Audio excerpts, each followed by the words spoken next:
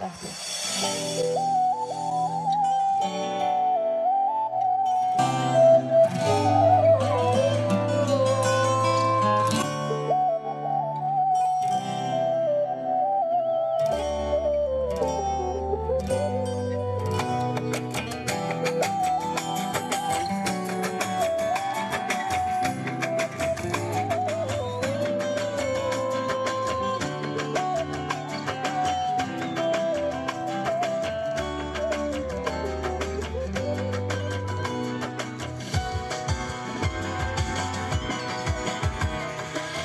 پیشوازی روزی نو پنجره رو وا میکنم بهاری ره گم زده را دوباره آوا میکنم دوباره آوا میکنم فرق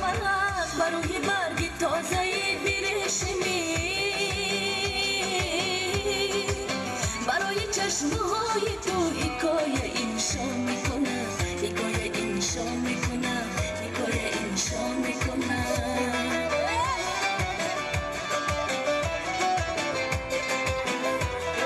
تشکر زیاد این دوباره چهار باشید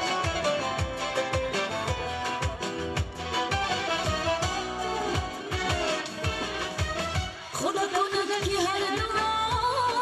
دوست یا غزل شده کاسه نلخی بشکنه شیرین تر از عسل شده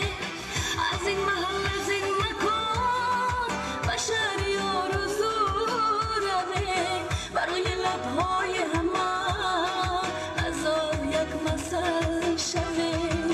با پیشوازی روزی نو پنجره رو وا میکنم بهاری ره گم زده را دوباره آوا میکنم دوباره آوا میکنم فرق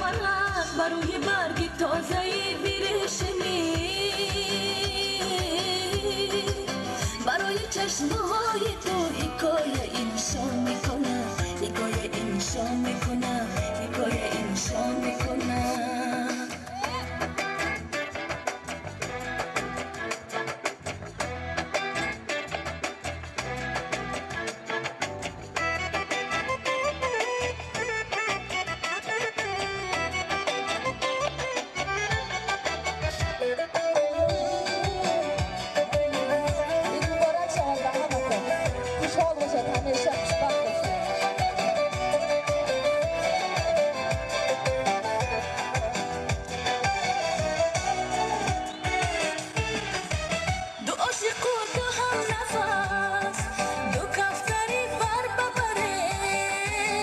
خشکی های باغی دل پیامی نستر بره بهاری ره گم زده را به کوچه ها بیاوره به دست یاد و بیار جدایی ها رو بسپره به پیشواز روز نو پنجره را وا میکنم بهاری ره گم زده را دوباره آوا میکنم دوباره آوا میکنم فرق برای برگ تازه بیرشمی برای چشمهای تو حکایه انشا میکنم حکایه انشا میکنم حکایه انشا میکنم تشکر زیاد